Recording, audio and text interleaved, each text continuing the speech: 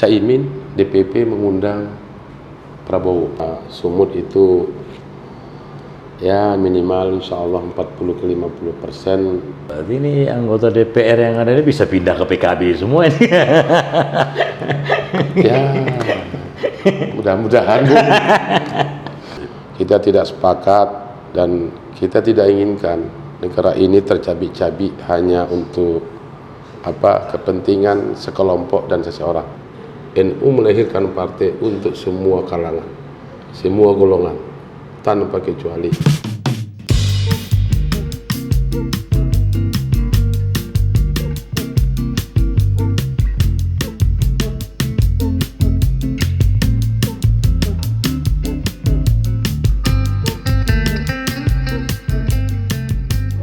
Agak capek muka ketua ini, gue tengok.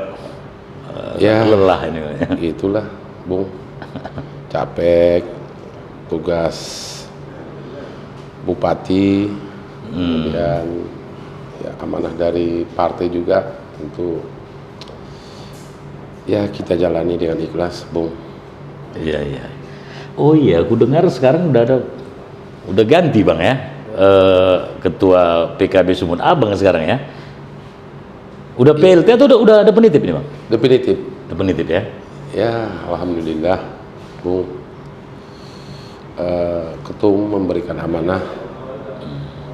Itu amanah ini insya Allah kita akan pegang teguh. Ya. Dan alhamdulillah hari ini kita mengadakan rapat pengurus harian. Kemudian bagaimana di 2024 bagaimana PKB ini mampu meraih yang terbaik, terutama untuk pencapresan Prabowo dengan Caimin. Kemudian itu tadi bagaimana PKB mampu menempatkan posisi yang terbaik di Sumatera Utara khususnya. Banyak hal yang kita rumuskan hari ini, terutama adanya rencana kita Rapimwil di akhir bulan 11 atau paling telat itu di bulan Desember. Oh, Rapimwil. Tapi Bang, dengar-dengar ini ada publik ingin tahu juga ini kan tiba-tiba ini pergantian ini ya. Latar belakangnya itu apa ini Bang, pergantian ini? Latar belakangnya barangkali Mas Iman kan lebih cenderung memilih ya lebih berkonsentrasi lah, mungkin ada daerah pemilihan yang harus beliau urus. Kemudian kita juga sebagai petugas partai kemarin ada fit and proper test, Bung. Oh, ada. Ada. Jadi, berarti bukan ujuk-ujuk ini ya? Bukan. Oh. Ada 3 orang yang dilakukan fit and proper test, termasuk Pak Loso dan Pak Loso, Pak Jera Bendara ya. Ini proses yang pada akhirnya ketum memilih 1 di antara 3. Betul. Jadi ya prosesnya bukan ujuk-ujuk, namun prosesnya sudah ya proses alam. Dan ketum barangkali punya pertimbangan bagaimana PKB Sumatera Utara kali ini dan kedepannya insya Allah bisa bangkit. Oke, artinya memang di tingkat DPP sudah ada rencana restrukturisasi ya, sudah, dalam rangka kerja-kerja PKB ke depan biar ada percepatan. Iya. Dan proses itu ada tes and proper test ya. Iya. Dan Abang lah yang diberi mandat diamanah oleh ketum. Betul. Oke. Kemarin aku baca di berita ini Bang, Abang pengurus DPW PKB Sumut dan seluruh jajaran itu berangkat ke Jakarta dalam acara, kalau nggak salah aku nih Bang ya, Road to Election. Ya, itu apa itu? Acara apa itu Bang? Acara itu ada sebenarnya acara BIMTEK. Acara BIMTEK itu diikuti oleh seluruh anggota DPR. Bang, aku minum Bang ya. Oke, silakan.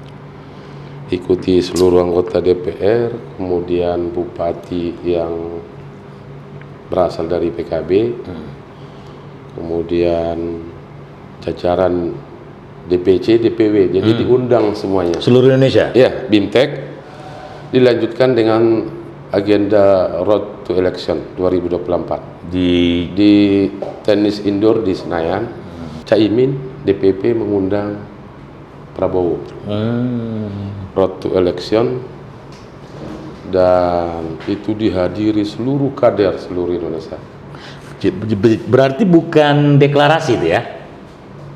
Bukan deklarasi, kita menunggu arahan dari pusat, bukan deklarasi, namun memperkuat koalisi PKB dan Gerindra. Ini mau tahu juga, ini lama menunggu masyarakat ini, ya. Abang dah.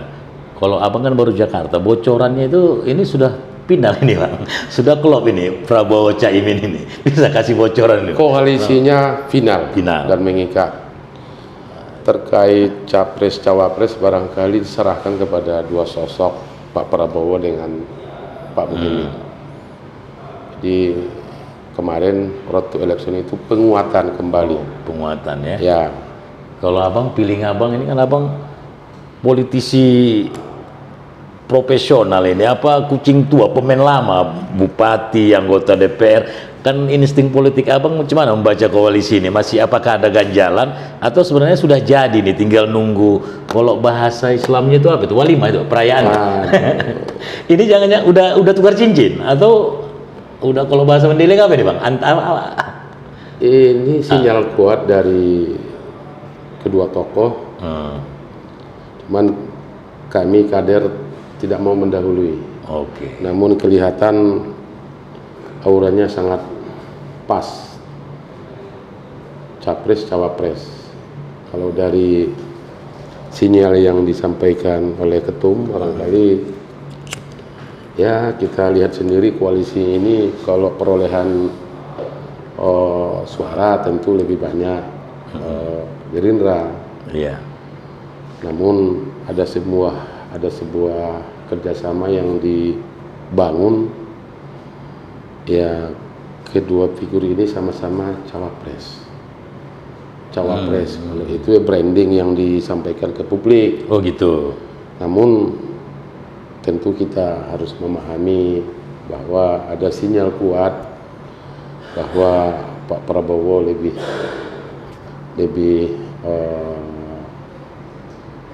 kuat sebagai calon presiden. Kalau pasangan dengan Caimin tentunya, ya kan? Kalau sama polisi ini susah kita tangkap. Iya. Tapi pilih abang ini sudah klop lah bang ya? Insya Allah ini klop, feeling kita klop, dan kita akan terus berdoa agar kedua tokoh bangsa ini bisa klop membangun negeri ini. Namun Bung, waktu Road to Election itu ada hal yang menarik barangkali yang kita tangkap dari penyampaian ketum. Kadangkala kita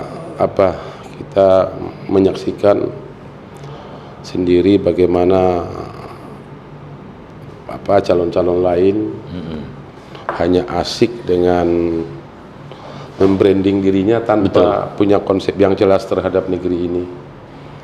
Nah, di acara Road to Election itu ada hal yang menarik yang disampaikan oleh ketum kita, terutama menyangkut perhatian terhadap masyarakat.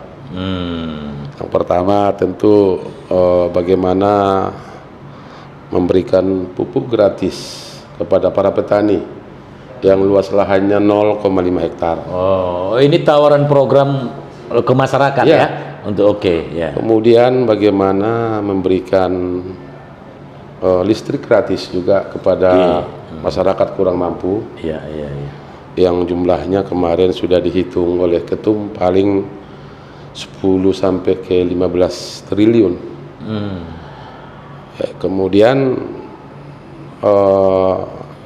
pensiun TNI Polri dan pegawai lainnya. Pensiun itu maksudnya dinaikkan. Ya. Kemudian ini bukan program muluk-muluk, namun ini fakta. Konsep ini yang ditunggu publik. Bagaimana konsep pemimpin itu memberikan memberikan yang terbaik untuk masyarakat. Artinya Untuk kesejahteraan masyarakat. program yang ditawarkan oleh Caimin dan mungkin ini menjadi program koalisi, Ya. ini realistis bisa dilaksanakan ya. Nah, itu disampaikan di hadapan oleh Pak Prabowo. Satu lagi, pemberian subsidi BBM bagi pengendara sepeda motor. Oke. Ya, Kelas menengah ke bawah menengah maksudnya ke ya. bawah. Jadi fokus PKB mengusung konsep kerakyatan. Ya, jadi dan Pak Prabowo ketika itu kalau dari gestur beliau mengiyakan. Oh. Nah, ada lagi satu poin yang barangkali jadi aspirasi atensi daripada ketum kita. Perubahan Perpres nomor 33 itu Oke. menyangkut ya, PKB sendiri fair, tidak hanya memikirkan kepentingan PKB, Iya. namun bagaimana keluhan anggota DPR seluruh Indonesia. Ketum melihat keluhan daripada teman-teman kita di DPR agar Perpres ini dirubah, direvisi kembali oleh Bapak Presiden. Berarti ini anggota DPR yang ada ini bisa pindah ke PKB semua ini. Ya, mudah-mudahan Bu. Oke, Abang Da, ini kita berandai nih kalau Ya. seandainya koalisi PKB dan Gerindra ini jadi, paketnya itu Pak Prabowo sama Caimin, Gus Ya. Ami ya. Untuk Sumatera Utara, peluang menangnya itu menurut Abang besar atau tidak, dan kemudian apa alasannya itu besar kira-kira? Kalau menurut Abang itu cukup prospek ya, potensi. Apa itu? Ya, kan peluang besar cukup berpeluang Bung, melihat contoh wilayah Tabaksel,